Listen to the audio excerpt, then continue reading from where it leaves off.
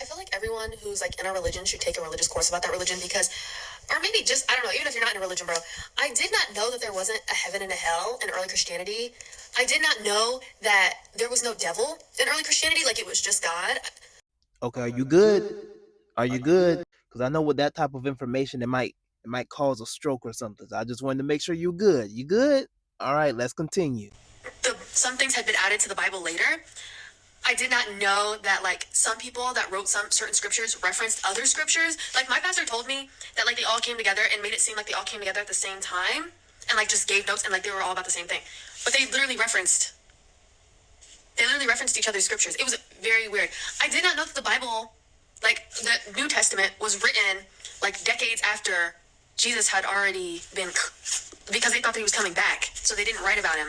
Now, this is something that I found to be some of the most profound things when I was studying early Christianity.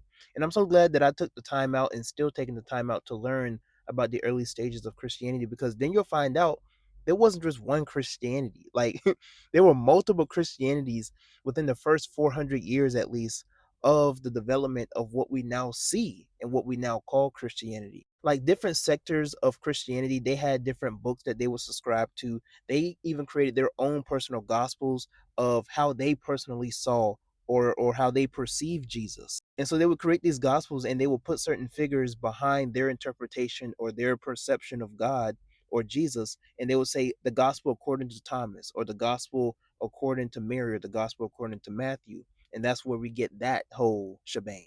Because if I tell you about my personal relationship with Jesus, it may not hit. But if I tell you about Paul's or Matthew's interpretation, oh, now we getting somewhere. For decades. I'm like, what?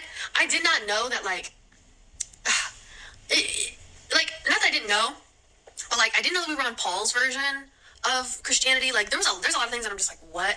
I did not know that be fruitful and multiply was a Jewish thing and not like more of a Christian thing. Okay, I'm gonna tag the whole video, but it's a lot to take in. I understand, especially if you are just now being informed about this. But yeah, a lot of people are on the Paulian side when it comes to Christianity rather than Jesus' side.